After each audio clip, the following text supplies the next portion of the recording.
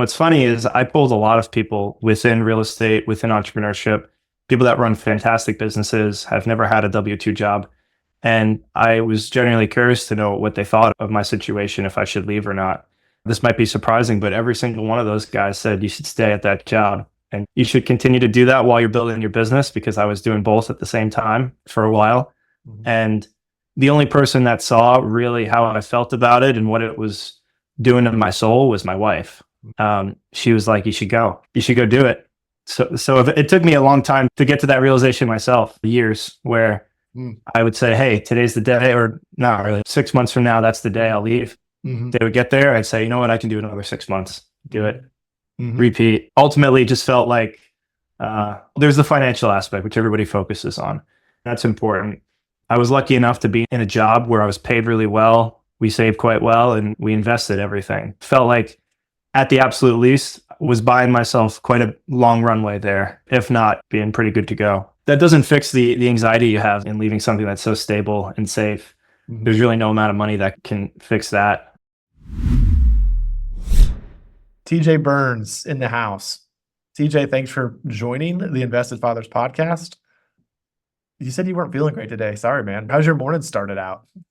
Yeah. Hey, Kenny, thanks for having me. I don't know. I think it's a head cold. I honestly probably got it from my son, as parents are susceptible to all those germs that our kids carry. I think I'll pull through, but if I sound a little nasally, that's the reason. Okay.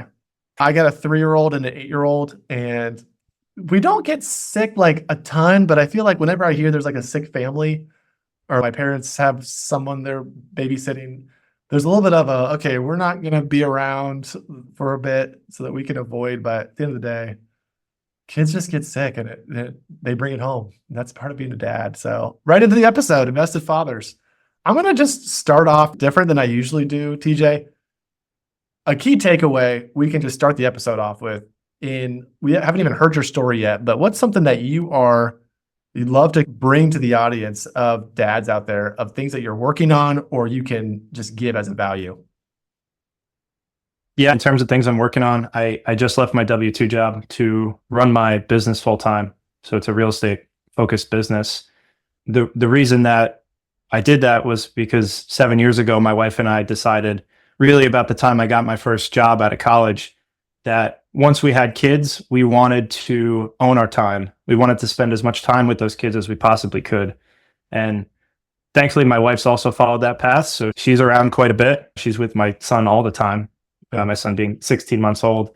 And now I'm in the same position. Of course, I work extremely hard on my business, but I get to decide when I go to the park, when I have meals with my family, when I work super late to further what I'm trying to do. So I guess the takeaway would be, the way I feel is that having children is one of the most purposeful things you can do. So having kids and raising them right, it's extremely important. It's good for you. It's good for the world. And the more time you can spend with your kids when they're young, when they're very impressionable, when they really need you as a parent, the better. And that's been my North Star for a long time. Great. No, the freedom of time to be with your family. And you said your son is 16 months old. That's right. I feel like I missed the first 3 years of my son's life. Now, my wife was at home full time with him. And I actually just talked to her last night about this. And she said she loved those days of just her and him and just that bonding that happened. But I think those years, if you miss them, you definitely won't get them back. The key is to make today count. So I love that even as a young dad with young kids that you're raising now, and I haven't arrived by any means, but you're showing your values and your priorities. You said 7 years ago, your wife and you talked about this. That's great, man. You're putting into action some of these values. I want to dive a little bit into that business that you talked about, leaving your W-2, or tell us what you were doing and what are you doing now? And how has that been a shift around the house with your wife? Definitely, yeah. What I was doing, I was working at Amazon as an engineer when I left. Right out of college, I got a job at a startup. That startup got acquired by Amazon, put me on a nice fast track to have a lot of impact in what I was doing. I was making consumer electronic devices, think smart home cameras, doorbells. That was great for a really long time. When I was a kid, all I wanted to do was make things. And I was pretty good at math too, which helped. But somewhere along the way, I stopped feeling like I was growing. I lost a little bit of passion for what I was doing.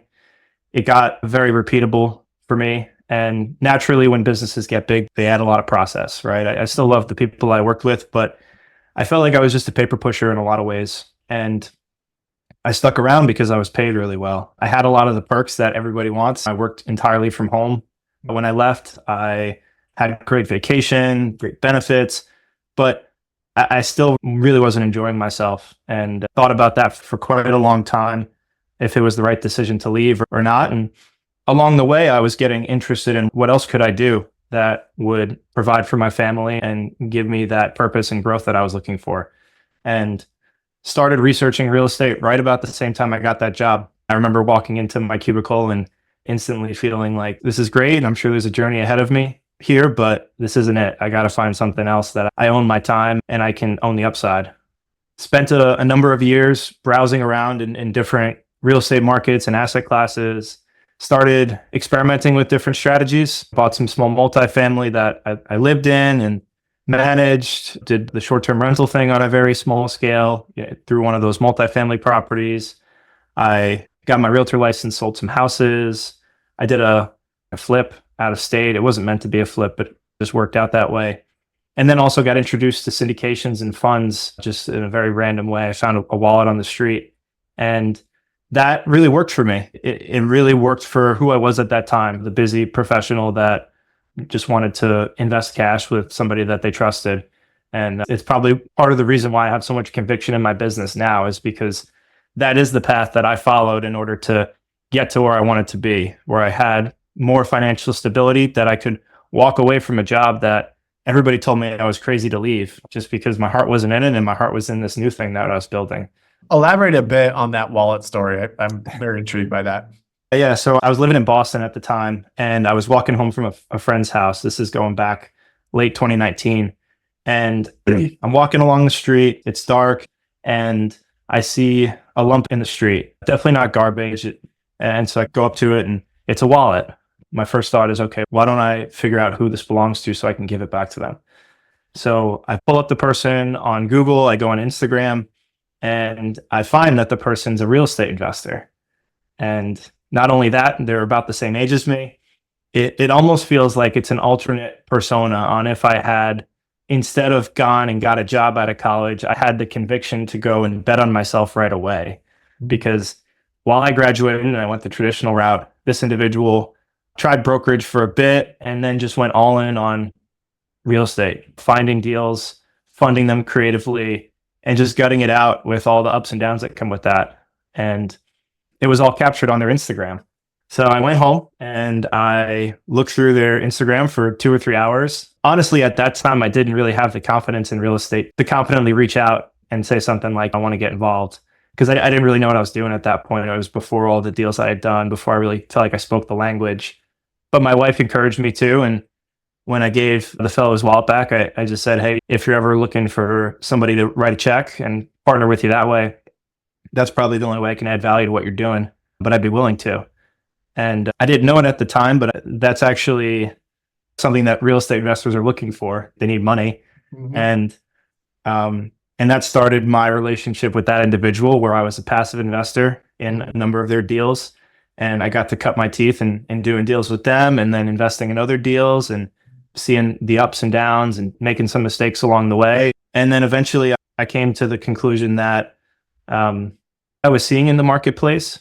I felt like I could do a better job, maybe not with that individual specifically, because I still work with him and he's a stud, but other people out there, I was like, man, I think I know enough about this business. I think I have the drive and the conviction and the ability to learn where I can compete well and offer a better product to those folks that are in my shoes, that are looking for something like what I was looking for. Mm-hmm. And that's the genesis of what I'm doing now. I love that story. If only, I just feel like if I'm interviewing the other guy who is the stud, the title would be something like, I lost my wallet and gained hundreds of thousands of dollars to an investor or something. Yeah, it's funny because he's gone on the podcast and told his side. He's still very active. I'm one small part of his story, but obviously that's great, man. He was the genesis of my story. Yeah. Hey, sometimes these things aren't accidents. I'm a believer in God's plan being not happenstance. So that's awesome that you were in Boston walking the streets that one night. Okay, TJ, thank you for sharing sort of the background. I like that you said, I like to build things. You knew, it sounds like entering your job at Amazon, this wasn't going to be it, but there was a paycheck, there was some security. It sounds like you were living comfortably. Wasn't like you had to change. It wasn't like you were back against the wall, but you knew you wanted some more time freedom and you went the active investor route even a month and a half ago, now doing this full time. Talk to me about the family. You mentioned your wife, you have a 16-month-old. This is where I feel like not everyone's going to do what you did in regards to quitting their W-2. And I would give my message to the audience, you shouldn't do this. And not everyone needs to do what TJ's doing. But on the dad front, talk to me about communication with your wife, some fears. Your son is here. What did that look like through your journey as a businessman? So we've been working towards this for a really long time. And my wife and I have been talking about it for a really long time. We've been together since I was 16. We go way back, and our dreams were always combined in that way, in some sense. What's funny is I pulled a lot of people within real estate, within entrepreneurship, people that run fantastic businesses, have never had a W-2 job. And I was genuinely curious to know what they thought of my situation, if I should leave or not. This might be surprising, but every single one of those guys said you should stay at that job. And you should continue to do that while you're building your business, because I was doing both at the same time for a while. Mm-hmm. And the only person that saw really how I felt about it and what it was doing to my soul was my wife. She was like, you should go do it. So it took me a long time to get to that realization myself, years where I would say, hey, today's the day, or not really, 6 months from now, that's the day I'll leave. Mm-hmm. They would get there. I'd say, you know what? I can do another 6 months, do it. Mm-hmm. Repeat. Ultimately, it just felt like there's the financial aspect, which everybody focuses on. That's important. I was lucky enough to be in a job where I was paid really well. We saved quite well, and we invested everything. Felt like, at the absolute least, was buying myself quite a long runway there, if not being pretty good to go. That doesn't fix the anxiety you have in leaving something that's so stable and safe. Mm-hmm. There's really no amount of money that can fix that. Ultimately, for me, I just felt like I was, one, not being true to myself and leaving an opportunity on the table that might turn into something great. And a month into it, I feel like that's been correct. There's been challenges, but I have the conviction to continue to do what I'm doing. And I've found success, and it's been nice to focus all my energy. And then the other part of it was I just felt like I wasn't being a good teammate to my coworkers. Mm-hmm. Right? My heart really wasn't in it. And I couldn't get my brain to do what needed to be done every day. It was the strangest thing to me, because I've always been a bit of a hard worker, but I'd show up to my desk and I just feel like there's rocks in my brain. And that was my feelings. My coworkers said, you're good, stick around, we want you here. But I just felt like if I did that too long, it was not helping me. I almost felt like I had to leave. What I love about that story was you mentioned who was in your corner.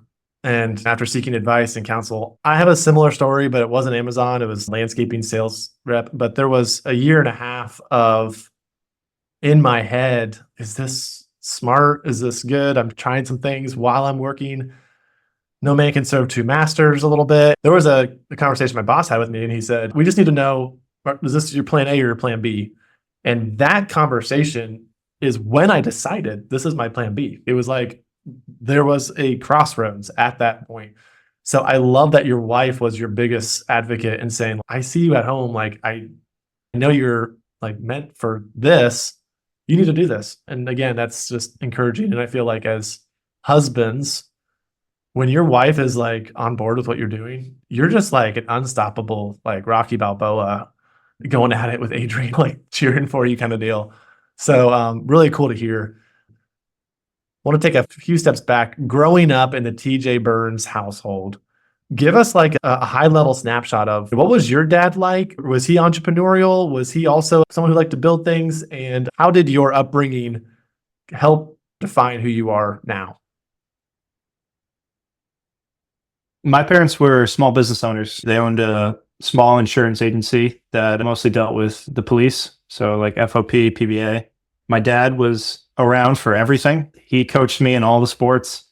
We got to take decent amount of vacations as kids and spent a lot of family time with them. My mom worked in that same business, but she also was home full time with us.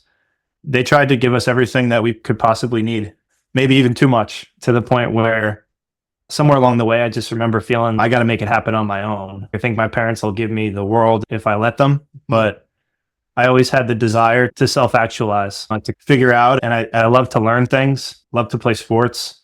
My dad played rugby for 30 years, which is 30 got to be a little years. crazy. Yeah. He played in college and met all of his best friends doing that. Played at the state school. So they were all from where I grew up and where my dad grew up. So when they came back from college, they all stayed very close. They lived together. They played in the local league together. And then every summer, we'd pack up and we'd go up to upstate New York, where there was a rugby tournament every year. I have memories of my dad training for that rugby tournament every year. Probably like March, April would come around and we'd head up to the turf with him and he'd be doing sprints and we'd be doing the sprints with him. So that definitely left an impression on me because I played sports my whole life, all the way through college. And I think part of that was just learning the importance of not quitting on things. Mhm. If anything bothers me in the world, it's quitting stuff. And sometimes there's a time for quitting. With Amazon, I felt like that time had come, but I don't get there easy. It takes me a long time to get to the point where I'm not in my head calling myself a quitter. And instead I'm like, no, this is what you need to do. What is it? Was there a story in regards to you did quit something, or your dad was just like, you just saw maybe your dad training something that caused you to that be a core value? I think with sports, and this ties in with being a dad, like I think sports are so good for adversity, like creating controlled adversity for kids. Mhm. And it's something I've thought a bit about too, because if this business pans out and it does quite well, I think my kids will be in a good position. One of my fears is I don't want my kids to not have adversity because that builds character. It forms you into who you are. And I have memories of playing sports and being gassed, being on the sprint line, being all beat up in football, and just knowing like that you can't quit at that moment. Either the game's not over and you're playing DN and they're still running the ball at you every play because they know you're hurting, or you're on the sprint line and you don't know when the coach is going to call practice, and just being totally done, but knowing like, hey, I just got to keep going. I saw it with my dad and the sports he played. And then when I played sports, I guess I emulated that in a bit, in some way. Okay, so I'm tying this into husband card and dad card. Your son is too young to really have these deep conversations about quitting. I'm not sure when you're going to throw him in the first sports league and running, but hey, it could be tomorrow. But in light of adversity and that sort of grit, I think, spirit that you're talking about, how has that played out in your marriage or other hats that you're wearing outside of athletics and business? Yeah. In my marriage, we've been together for almost 13 years now, all through late teens, early 20s. I went to school up in Boston. She was down on Long Island. She moved up to Boston after that, and all the ups and downs that come with life, right? Like that's all baked in there. And thankfully, I picked somebody that also values not quitting and getting through adversity and has the same values as me, because we never would have made it if it wasn't for that. And it wasn't really a conscious decision on either of our part to figure out who our life partner was going to be at 16, but it just happened, right? Maybe God puts people in your path and they help you grow as a person. So she has the same values as me there. Yeah, just the idea of quitting and the lessons learned there. My business as well. I think it's not an easy business to be in where you're raising money for people. So what I do today is we buy multifamily and we invest in credit funds. So a little bit of a different profile. They appeal to different types of investors, but a big part of all that is raising money from people. It's a high reward business. It's one where you have to run it with a lot of integrity, find good partners and do good deals. And sometimes things don't go right. For me, I think those lessons of not quitting ring in the back of my head whenever things come up and you start to have doubts and you start to feel like, are you on the right path? Because I haven't been doing this just for a year. I've been in this business alongside Amazon for almost 3 years now. But I'm glad I have those feelings and knowing that it's just all a part of the game, right? You're going to go through ups and downs and you're going to feel like you want to quit at times. And really the only way to lose is by quitting or running out of money. Yeah, I look at you, I hear you, and I think to myself, there's things that you will not allow to happen for your family, and that listening to the sports stories and who your dad was, your self actualization, I think was the term you used. Um, Sounds like a recipe for success. And does that mean you're going to be Mr. Golden Boy, whatever you touch, just instant money? No, but that's life. And that's part of enjoying life. In fact, I wanted to go there. I feel like there is a thought that you have to choose business or your family. You can't do both. One is going to succeed or one is going to fail. I just read a book called Relentless. I think it's Tim Grover. He was the coach for Michael Jordan. And he was like, hey, if you're going to be relentless in life, like you got to basically sacrifice all these other things to get this thing. So talk to me a little bit about your motivations, but also your take on, can you have both a successful business and a successful family? Is that possible? Short answer, yeah, I think absolutely. And I think they help each other quite a bit. Sometimes I'll have the thought experiment in my head of what would my business and my life look like if I wasn't married now, if I didn't have a child, if I was just, so I'm 29 right now, just hyper focused on building this business and I had no other distractions. Being a dad, it's more than a full-time job. The way I feel about it is maybe in a perfect world, that'd be true because I'd have more time, but I don't think that I would have the values that I have. I don't think that I would know what responsibility really feels like without this experience of being a dad. I don't think I would have as much discipline. Being a dad and being a husband, it teaches you all these life lessons that are super important for business. Maybe the most important things in business are your values. I wouldn't have as strong of a value system if I didn't have the daily training of wanting to be a good dad and a good husband and what that comes with. Like being focused on that, being disciplined in that, not doing the things that maybe I want to do every day in the moment, like seeing my friends or playing sports or, being able to deal with adversity that comes up with family life. It's all related. Yeah, I think all the experiences have made me who I am. And you can't just take the bad of something out and think that the good's going to remain too. What I heard is not like you can just separate out your life into compartments and be winning in each one when you take off. I'm not a dad right now. I'm trying to build a business. You are always wearing the dad hat and the business hat and the husband hat. And that's part of what the journey is. It's defining you for what your values are. And if you're like, listen, guys, you won't see me for a year. I'm going to work really hard, but this is for our future here. So good luck with raising this kid. Good luck with being not isolated. I got to build this business and this is going to help us later. A little bit of the Ebenezer Scrooge mentality. I think it's just a recipe for disaster, man. You're in the thick of it right now. I had a thought going back to what I said in the beginning. You want to set a good foundation for your kids, and the first few years are really important for that. My wife and I recognize that, and we want to be present for him. And I think when we look at all the priorities in our life, my business and my family are very high, probably 1 and 2 right now. And we would let other things go before we interrupted those things. For instance, I'd start selling properties, liquidating and having more cash so I could use that to buy back time in different ways so I could spend time with my family or move in with our parents or something like that. Mm-hmm. I'm not afraid to go and do all those things that would still allow me to run the business the way I want to run it and also spend my time with my family the way I think I should. I'll encourage you in this. Your son, who is very young right now, is going to be watching dad. And that can be scary because if you're short-tempered or impatient or just always having a bad day, that will affect him greatly. But seeing you walk to your talk and living by faith is another way I'd like to put it. That can create a very powerful value in him as he grows up. TJ, we're wrapping up here, getting close, but I don't know if you want to call them life hacks, tips or tricks, things that are working for you right now. This doesn't have to be necessarily dad. It could be with your wife. It could be with your time.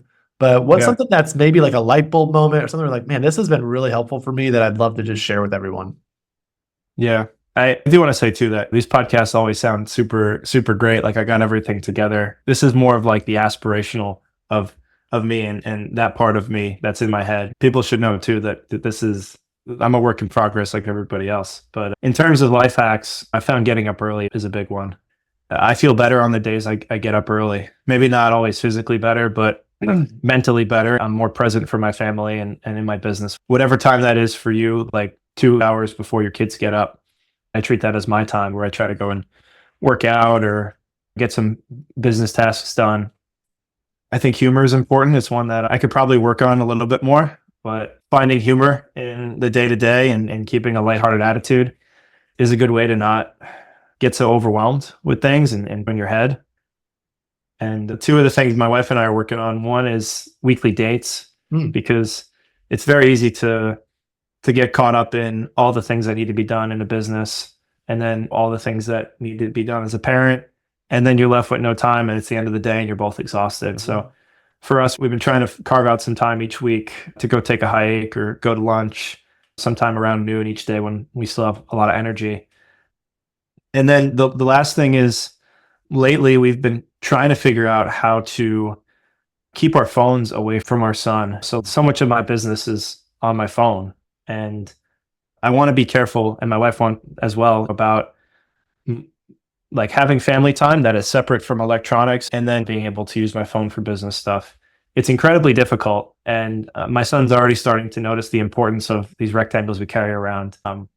But yeah, I see what happens in the world with kids who have phones, and I see the conundrum that parents face where their kids might be left out because they don't have a phone, or their kids really want a phone because they see mom and dad and how much they use their phones. I don't have a fix for that yet, and will probably be a challenge in the future. But that's something we're trying to do, is separate the phones a little bit from family time.